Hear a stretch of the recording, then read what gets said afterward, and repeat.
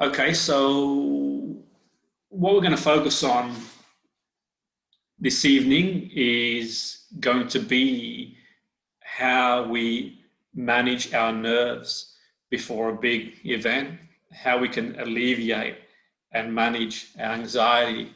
And also I'm going to sort of touch on, we talked about hypnosis the last time we spoke, and the focus was creating experiences for people to be able to change and develop.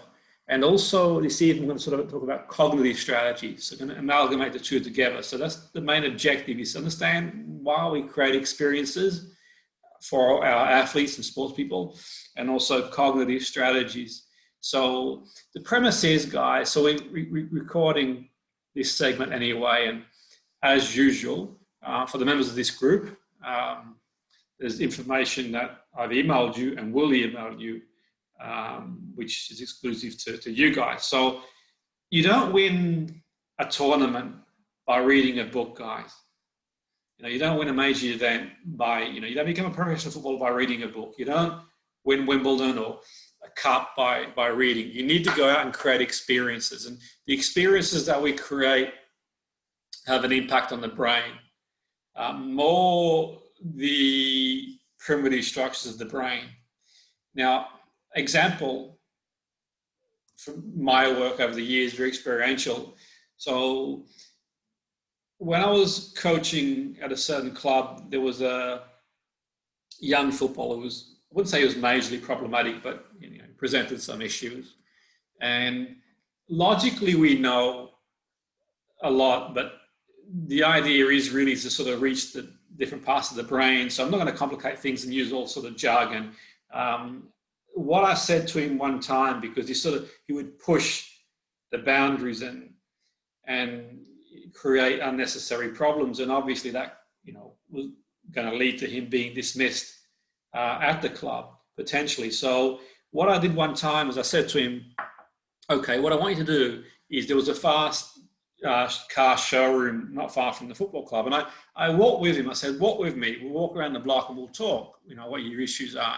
And I said, one day you can have that, something along these sort of lines. Now, if you know me, I'm not really a materialistic person, doesn't really bother me, but some people are, and that's okay. So the point being is that I felt there was a way to get through to make him realize what his talent was, really, really talented. And I thought, okay, this is one way to get into his mind, to realize if he puts his head down and starts mucking around and gets focused, okay, then he can make it to the very top. And actually, as that happens, he did make it to the top and did really well. I'm not saying it was down to that moment with me, but what I'm saying is that we create experiences to do that. That's why we create experiences. So the point is, like, you have an idea, an association, and a behavior.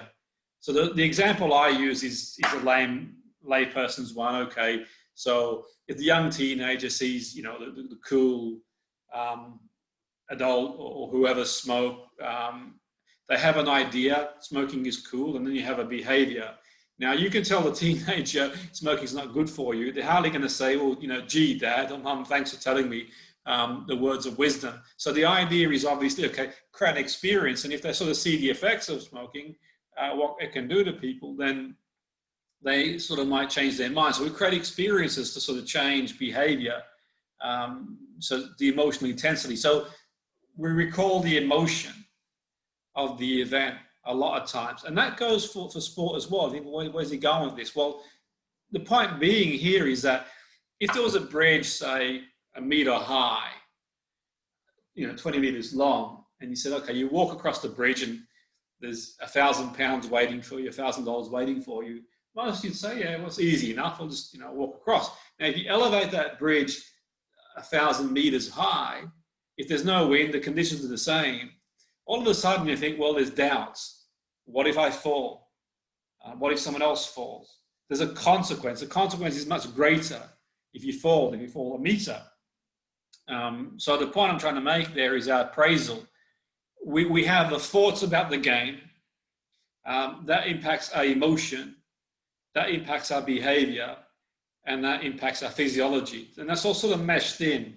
So the model I'm going to sort of touch on tonight is a CBT model, which evolved from Albert Ellis and Beck, the ABC model, which is useful. It's a cognitive model, which is really useful to be able to understand, okay, well, what's going on in the person's thought process. The way you think about an exam, about a job interview, about a football game, impacts the way you feel and the way you behave. So you've probably seen, you may have watched this evening's game on TV, Liverpool United, and obviously there's a lot at stake. The winner goes to the top of the league, or would have been on top of the league. So all these things are going in their mind. You know, if we lose, we end up so many points behind. If we win, and all these things go in the player's mind. So that produces the emotion. It can produce fear. It can produce, we mentioned last time, you know, the pressure we put on ourselves, and then the behavior. Then you have a really cautious game. Now I'm going to be contentious. So I want to focus for a moment and think about this for a moment. Let's see your thoughts about the next game. So a really quick exercise, guys, for 2 minutes. I want you to think about your thoughts and write down your thoughts for the next game.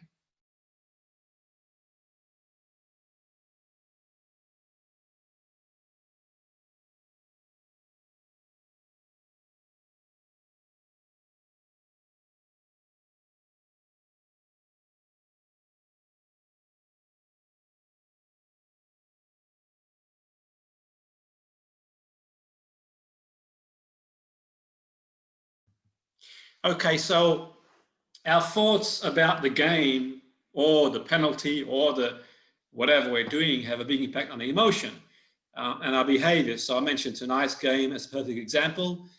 If it was a pre-season friendly, it may have been different. Well, it may not have been with those two teams playing, but the point being is that has a big impact. So we want to manage our thoughts. We want to manage our emotion. We want to manage our behavior.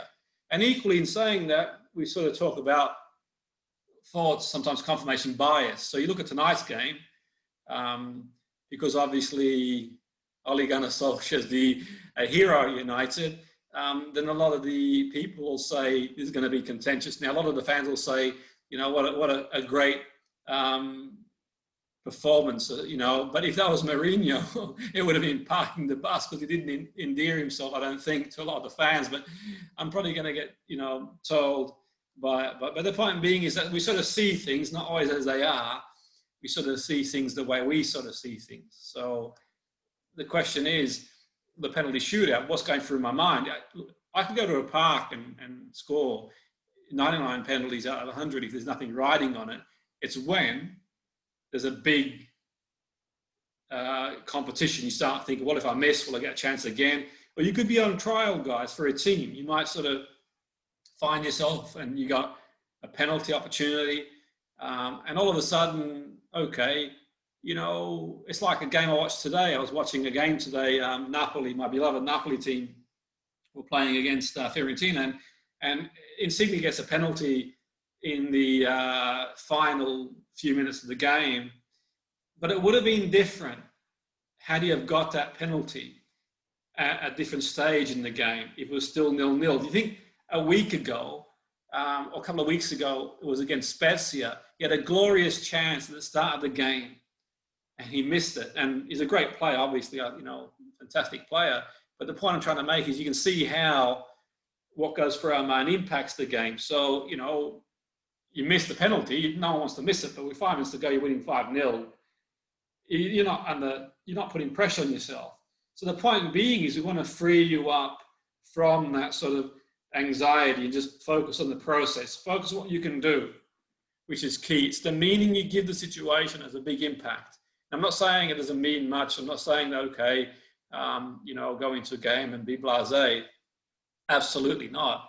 You know, I was interviewing someone on radio recently, and he's a sort of leading coach or he coaches coaches. We talked about giving players freedom to play and express themselves. It's not saying to lose, but an example is how things, the past can impact the future. Is a few years ago, this is going back, this shows how long I've been doing what I do, but you know, there's many, many years ago now. But I use this story as a example where this woman brought her daughter to work with me, and basically she'd built an aversion from trampolining, frightened. She was like a leading trampolinist in the UK. But what had happened, I believe one of her colleagues had been on trampoline and, you know, injured their leg badly. And after that had happened, it correlated with her not wanting the trampoline no more. Now, then, obviously at a deeper level of the brain, the limbic system records that. So you think the amygdala, the hippocampus, structures the brain. So when she sort of sees the trampoline, those emotions come up again. And so I worked with her, and this was in the paper, actually. I read it in the paper. They didn't mention me in the paper. She sent me a text after she'd won silver at a bronze, I think it was, in 211. So it was in the paper anyway, but she had this anxiety. She left for 18 months. And the point being is that, you know, she went on to win a world age group bronze, I think it was. That's what the paper says anyway. She texted me anyway to watch it when she was competing, and I did. And that's sort of, you know, I'm not saying it's success down to me, but what we managed is we sort of work with the way she perceived the situation, her perception, which obviously had a big impact. So that's what I want to do with you guys, is to sort of get you to think logically about the game. But if there's anything going on in your mind, if you've got a trial coming up, because obviously, you know, like Tony and myself and the coach, we're here with you, you know, all the time. You need any help. So if you do get a trial coming up and you feel nervous about it, you can always email me. How do you prepare, Jim? I'll send you stuff to do. Always, you know, you tell Tony, it's okay to feel nervous. And I want you to feel okay with feeling nervous and anxious. There's nothing wrong with that. It's okay to feel that way. Or you might have a big exam coming up or university entrance situation, you know, and you can email me anytime and I'll sort of, you know, send you exercises you can do. Obviously, you know, if I can help, I will. So this is an example, guys, of appraisal of a situation. So this was taken when I was working for League Two club. We played a premiership club, and you can see the heart rate of our players in League Two, even before the game started, was significantly higher than the Premier League team. And I thought, why is that the case? Because we worked really hard in pre-season. I can't imagine us being not, you know, maybe we weren't as physically fit as the other team. I don't know. Can't be too much different. But I can only think the fact that I was playing Premier League team and League Two, even if it was a friendly, put a bit of pressure on them, thinking, okay, I've got to perform here. So if you're starting the game at like 140 BPM, that's nearly anaerobic, you know, and they're starting the game nice and relaxed, then it shows you how important the mind is. If there's any debate about how important the mind is, then you look at this and you think, wow, the mind is really significant, because you don't want to be starting a game literally in an anaerobic zone, you know, and someone just sort of coasting along, really. That's not good. So that's sort of when I started to realize, if I didn't already realize, how important the brain was, you know, technology. So it's obviously the appraisal of some of the players is like, okay, I've seen some of these players on TV. I want to impress. Maybe he's looking for a contract with a bigger team. I don't know. Perform well. I don't know. So when people talk about hypnotism, I mentioned last time that for me, it's almost like dehypnotizing the person. The person sort of goes into almost like a trance state, where the girl I mentioned who was afraid of trampolining, it was almost like dehypnotizing her from that sort of fear that she wasn't born with. She acquired after an appraisal of a situation. So to sort of illustrate a simplistic model here, so it's a situation, we can say the game, an exam, an interview, our thoughts about that, our feelings, our behavior, our physical reaction. So what we do is we work on the thoughts, but we also cover, and we've covered on this program, interventions to work on feeling, physical interventions like breathing, deeper, yoga breathing is really useful. Behavioral strategies, we've covered a lot of them, so we can break the issue down. So if you tell me, you know, Jim, I'm really nervous about an exam I've got at school. If I don't get this grade, I won't get into uni. I say, okay, well, what's going through your mind? Your thoughts might be, well, if I don't get the grade, I won't go to uni. I feel nervous, struggling to focus. My heart's racing. Penalty shootout, the same. I've got a penalty taker now. If I miss, I've got a trial in Europe coming up. I feel nervous. Maybe the players are better than me. You start feeling nervous about that. I might not get another chance. Then you don't play to your best performance. You know, your heartbeat. So we can break it down and sit down and think, okay, well, what are we thinking? And how else can we think? And sometimes we use hypnosis to go deep into the thought process. And sometimes we use cognitive models. And we've covered plenty of interventions. So we can use all to give you the best chance. It's all about standing the best chance, guys. We are all about giving you the best chance. You know, like I said, I've worked with Tony for so many years, and we've always been about giving the players the best possible chance to be the best they can be and do themselves justice in the game. Best they can be is all we can ask. So like the fear response that we have, we sort of talked about our fear response. I'm not going to go into the scientific stuff of it all, but I'll sort of talk about emotions act as drivers. They're fuels for actions. So if you build this sort of fear around taking the penalty, around a free kick, around the trial, it's because the brain's trying to protect you from, you know, that feeling that we sort of receive. Because back in the day, in prehistoric times, we'd evolved to have a fear response. So if you sort of roaming the earth and you're looking for new territory and you come across like a wild animal, then you know if it attacks you, you can take a mental shortcut so it doesn't attack you again. You know not to go there again. But the world we live in today doesn't have that, but we still, the brain, though in the way it's evolved, so these primal structures sees that as a threat going forward. So rationalize is okay. If you could rationalize, then no one would ever miss a penalty. No one would ever sort of not play badly. The key is to sort of to build these adaptive states, identify what we think is a threat, and be able to change that. And so that, you know, I think, okay, more better. So the thing, one point of consideration is that why does the brain work that way? Well, I think from evolutionary history, it's kind of like when you think of your games, and one of the reasons I'm trying to get you to focus on when you play really well is because the brain's generally wired, some people would say, for negativity bias. And the reason being is that say you were roaming the earth 100,000 years ago, you wouldn't think, oh, you know, a lovely beach, nice countryside. You'd focus on the dangerous animals because you'd go back to your tribe and say the danger. And in a way, we've inherited that. So if you think about the way we are these days, we don't have these dangers, but we kind of tend to focus on the negative first because the brain's there to keep you survival. So we have a fight, flight, freeze response. So you probably think at this point it's getting a bit, you know, but I'm going to sort of give you some information which is useful. So these become conditioned responses. But the beauty is that one slight degree of variation can change. And some of our memories of past events.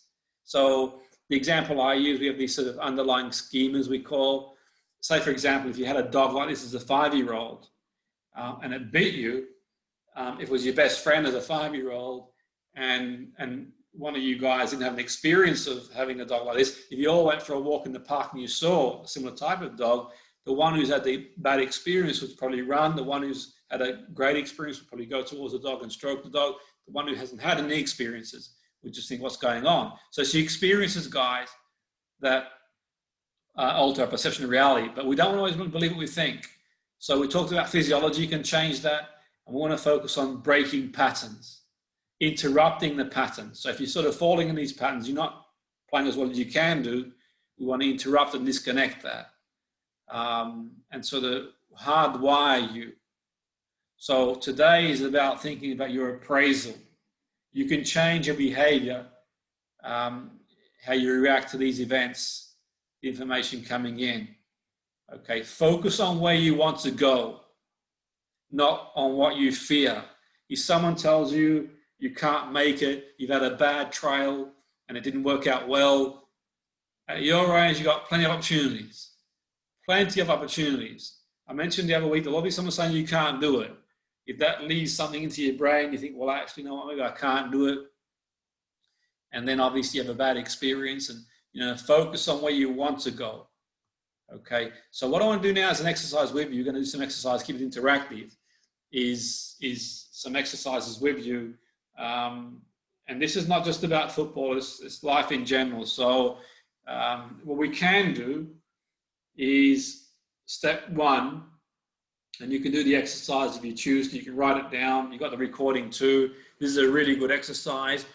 Whenever you feel any unwanted emotion about a game, if you've got a trial coming up, guys, a big game, you're feeling a bit jittery, it's okay to feel that way. I want you to recognize the feeling and you name it. You write it down. So if it's okay, I feel, you know, afraid, for want of a better word, then you write it down. It's okay to feel that way. You accept it's there, so don't fight it. The more you suppress it, the more it'll fester in the brain. Okay, it's not resigning to it, and investigate it. Become curious. Okay, where do I feel it physically? Is it in the tummy? Am I nervous? And you ask yourself, what's going through my mind? Okay, and by investigating it, what we can do is see it differently. This too shall pass. Okay, if you just keep with it, it will pass. If you've got a penalty coming up, an exam, a big game, dissociate from it. Okay, just imagine pushing it away, turn the colours down. If you see the keeper bigger than what he is, or diving and saving it, if your mind's sort of playing tricks on you, just see it differently. Okay, see it differently. And an example of that is one time a manager phoned me up. It was really late in the evening. We had a game against the Premier League team, or a lower league team. It was a cup game. And he phoned me up. And this shows you new ways of seeing things. Okay, how we see things is a big impact. And first of all, he says, okay, we've got this big game. I can't believe we've got injuries. We've got all, we weren't prepared as well as we could do. And I said, hang up the phone and call me up in an hour. When he called up an hour, he goes, there's no pressure on us. The pressure's all on them. We can play the young players. We can enjoy ourselves and enjoy the moment. See the difference in mindset? We actually went on to win the game. And once again, I'm not saying down to that, but I'm saying understand the meaning you give a situation. Okay? We touched on this before, guys. Rehearsal is key. So we talked about this before, a bit of reinforced learning, because we haven't seen each other for a while. Remember, visualization. Okay? Start with the end in mind. Yourself, the outcome, scoring the goal, playing the game the way you want to play the game, marking your opponent, making passes. Okay? You start with the picture in mind, your technique, and then you see yourself on the screen, and then you imagine doing it, and you imagine different scenarios. Okay? So remember, we covered this. You can go back to it. It's there. I sent you information. Remember that neurons that fire together wire together. So the more you sort of focus on something, the stronger it gets. That's why visualization is really key. Neurons communicate over what we call neurotransmitters. So the key thing is the brain's malleable. The beauty is at your age, I mentioned in the last seminar, the brain is a lot more malleable than it is at my age. And, you know, up to about 25, it becomes less malleable. But at your point in your life, if you sort of work on your mind now, then the brain is a lot more malleable, more changeable. If obviously there's anything there, you know, confidence or any sort of fear or whatever, you work on it at this age, then you've got a much better chance of learning skill or doing whatever. So the idea behind rehearsal is if you sort of use memories of past games that have gone on, then they generally fade away because you've only got so many neurons they use for other memories. So you keep rehearsing, guys. Keep rehearsing what you want to happen, where you want to go. Work on what we call the unconscious mind, underneath the iceberg. So when we talk about trance as well, hypnotic trance, for me, it's sort of the way you go into that state is you focus on a time when you felt calm and relaxed. So think about times you felt calm playing football. If you can't think of times you felt calm and relaxed playing football, then think about times you felt calm, maybe at a beach or going for a walk. And that's altering the state of your mind. And that's when your brain's susceptible. You're reading a book, it's naturalistic. And we link that to the solution we want. So for example, natural experience like watching a sunset has hypnotic qualities. We can imagine that. And then when we're in that state mentally, we can link that to where we want to go. I know this is sort of going in a bit deeper, this lesson here, but I'm trying to link what we covered before Christmas, what we're covering now, and all the interventions we've done so far in centuries. You understand a bit about the background, what we're doing, why we do what we do, okay, and how we do it. Okay, so you focus first of all, before you do any technique, on a time you felt calm, okay, and this could be before you go in and take a penalty, before you take a big trial game, so you go back to the time you felt calm, safe, and then you can sort of focus on the results you want to achieve. Another useful thing to do for those of you who are learning new things is what we call early learnings. And early learnings are, so say if you're right-footed, you practice with your left foot, then think at one point you had to learn with your right foot. So you focus on how you learnt to kick with your right foot. You can do it with your right foot, you can do it with your left foot. And this is really important that you sort of focus on that because obviously there's going to be times where you need to refocus on a new technique. So whenever you're sort of struggling to learn a new technique, think at one point you had to learn the other technique, guys, that you did, okay? It doesn't matter how good the player is or how good the performer is. At one point, they had no ability, guys, at doing what they do. So a resourceful state for you is to use what we call early learnings. If you're learning something, this is the coaches. What I do when I'm helping coaches do training as well, and they're teaching a new skill, we talk about how we focus on the skill really intensely. What I do with my sort of the coach when I do coach education, I say, okay, if the player says I'm never going to be able to kick my left foot, you say at one point you learn your right foot, and that builds confidence. Okay, so early learnings are really useful. Going forward, things you like to do, only things that you like to do, things that you're good at in football, what you do well. Too often in sport, we focus on the things we don't do really well. So I want to focus on now 5 things you do really well, okay, in the game. And what do you see, what do you hear, and what do you feel? Now, if you focus on what you do well, and you compare yourself to someone further down the line than you, it's only useful if you're going to try and bridge that gap. So you focus on where you are now. So what do you do well? You defend well, you can pass well, you can shoot well, you can head the ball well. Okay, focus on things you do really well in the game. Okay, for a moment. And notice what you see, what you hear, and what you feel when you focus on the things. And this will build your confidence. Okay, at this point, the things you're looking to improve, you can put to one side. Maybe you're fast, you've got speed. Remember, the first yard is in your head. Okay, you can be the fastest runner in the world, and we've seen it before.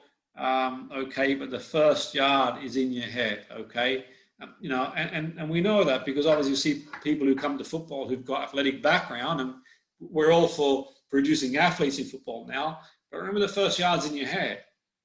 If that wasn't the case, then someone like Usain Bolt, great athlete, one of the greatest athletes of all time, could have made the transition to football a lot easier, but the game is played. So that's not to say he couldn't have achieved it, but what I'm saying is that, okay, just because you got speed, it doesn't mean you're going to make it as a footballer. Okay, so some of these coaches who get all, you know, hung up about making athletes, great, be the best athlete you can be, but some of the best footballers I've seen, likes of Paul Scholes, I don't know if you remember Paul Scholes, but before you sign, okay, he may not have been a good athlete nevertheless, but obviously he'd be the first to admit there's people, he had asthma as well, athletes as footballers more than him, but the fact he played the game maybe 3 steps ahead before anybody else inside his mind was, you know, probably one of the best footballers of his generation. If you're in football circles, I'll tell you he's probably the best footballer of his generation. Just a footballing brain. So you work on your brain, guys. You work on that first yard being on your inside your mind, and that's why we do these mental skills. And after this evening session, we'll get more practical again. But that's the key. Be a thinking person in the game. Don't think, okay, there's many ways, you know, to play the game. So you think of resourceful states. And that's the idea behind sort of going to a calm state. We sort of get these alpha waves. We get creative, and that helps us in terms of change, but we're in the zone. So that's the idea. We can access that sort of zone for change. And that's the sort of key going forward. So we want to disconnect from any negative feelings and associate the positive feelings. This is a component of hypnotic phenomenon. So disconnect if you're sort of feeling nervous about the exam, about playing the game. It's okay to feel that way, but disconnect from that and empower you to be the best you can be. That's the idea. Empower you to be the best you can be. So I'm going to give you an exercise, another one. We're going to do cognitive strategy. It's really good. You've got this. And I'll send you an email. Some, you know, good exercises we'll do before we sort of close. Okay, don't worry about this first bit here, label a fault. That's for us, for the people in my position to do. But for you, what you do, if someone says to you, for example, I talked earlier about writing down thoughts about going into a game of penalty. If someone says you're not going to make it, and you believe that, you start to believe it, if you believe that you can't beat a certain player or a certain team, or you can't make it in a game, what you do, okay, if you get overwhelmed by it, is stop, take a nice deep breath, okay, if you're about to take a penalty, okay, or if you've got a trial game, and ask yourself, is it fact or opinion? Okay, if you get hung up, I'm never going to make it, I'm never going to be the best I can be, okay, what would someone else say about the bigger picture? Okay, and you know, you ask yourself, well, what would someone else say? You know, what would someone more qualified coach say about the situation? What's the bigger picture? Is there another way of seeing it? What advice would I give someone else? Is my reaction in proportion to the event? So the point being is that, okay, this applies to, say, for example, a trial. If you've got a game where you're on trial and you think, well, if I don't make it now, I'll never make it, it's my only chance. And you stop. Because if you go into that sort of game that way, take a deep breath and think, okay, what's the bigger picture? Well, at your age, you know, there's going to be plenty of chances, okay, to be the best you can be. Okay, this is an experience to be able to learn. What advice would you give anyone else? Well, it would be, okay, you know, go in there and just play the best you can. Give it everything you've got, okay? And there's sort of things to sort of ask yourself, which is sort of key, you know, going forward into a game situation. They're the sort of key things you want to ask yourself, okay? Which is useful. Disconnect yourself from those negative patterns, which is key. Now I'm going to give you another exercise we're going to do before we break. which is key. And once again, you've got the audio, you've got the stuff I've sent you. If there's any sort of issues with sound, whatever, it's okay. It's recorded. We're good to go. You can go through as often as you want. This is a great exercise I do for a lot of my sports people. I call it the emotional flood exercise. And this I do a lot. This you can do too. So I want you to now, if you're comfortable closing your eyes, you can do. It's entirely up to you. Closing your eyes blocks out the outside world. But what you do this exercise, you identify the feeling you want to feel. Confidence, in the zone, motivated. And think of a time you felt really confident playing football or doing something you do really well. And if you're comfortable closing your eyes, you can do. And notice any colors, any sounds, any feelings, where the feelings are.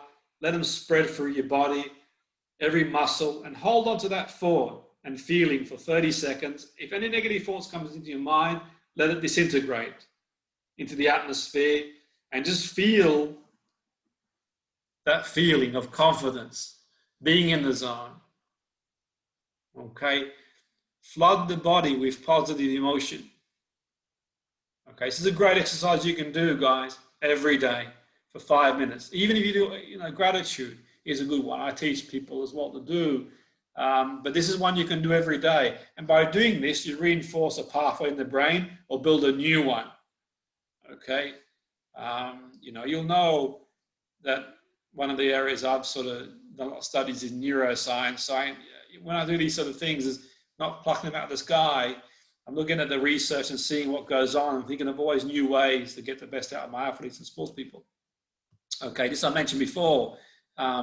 Jay, for example, who, this is how powerful visualization is. Another reminder, he had the condition, I think it was called Osgood at the time, and this is years ago too. I don't know where he is now, but in terms of playing wise, but the idea was he couldn't train anymore very often. That's not really my area.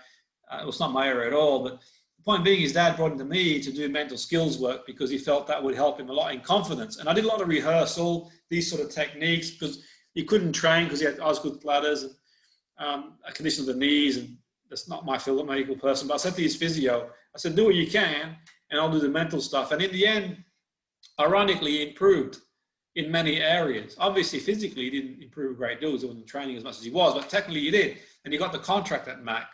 So this shows you that it's not just about top-level performers at the highest level, but it's a very good level. Any level can benefit with these things. Greatest hits is one I do a lot with the players. Think about your greatest games. Think 3 or 4 of your best games, guys. What did you do? What did you see? What did you feel in the best games that you've played? Your greatest hits. I want you to go over your greatest hits like you get an audio, MP3. You see sometimes players MP3s. I tell the players, put your favorite song on and imagine your best games. Okay? And these are breathing exercises that we're going to touch on, by the way. So mindful of time throughout the program, how we can use breathing exercise to help us. And the final one that we're going to cover today is perspective exercise. So if it's a challenging situation, you think of 5 ways you can see it differently. 5 different ways. And that starts to rewire the brain automatically. So if I'm nervous and I feel I'm never going to make it, how else can I see it? Well, I've got plenty of chances. And so on and so forth. So that's going to be an exercise, a theme. We want to empower you going forward. We don't want to be a victim. We want to be a winner. Okay? What I want you to do is to list 3 things you can do that you've learned today that will help you achieve your goal. Or even one thing. You take one thing away, it makes a difference to you, then great. Now today I was a bit more theoretical as well as technical. Next week, go back technical again to sort of bridge both lessons. I'm going to email you whatever information you need. You got my email if you need anything. That's my direct email. If you need to contact me for anything and maybe sort of, you feel reluctant or whatever to ask, it's not a problem. I completely understand that. So I'm sort of mindful of sort of taking questions over the audio because it sort of gets some interference coming in. So that sort of concludes today. It's been great to work with you guys. Again, I was looking forward to it. It's a fantastic group. We go again, we build on this, we keep going. You know, start the week as you mean to go on, guys. You got the recording if you need it. Obviously, you got whatever information you need as well. Remember, the first yard is in your mind. You know, you can do all the sprinting exercises you want, physical stuff, and I'm all for that technical stuff, but you've got to get that first yard. You've got to know in your brain what you're going to do long before you receive the ball. And if you can get yourself to that stage where you know what you're going to do before you receive the ball, then you give yourself a very good chance of being competitive and being the best you can be. So great stuff, guys. Have a fantastic week. Good to see you again. And we go again next week, guys. Drop us an email if you need anything, guys. I'm always there. You know I'm always there. Yeah. Well done, guys. Thanks.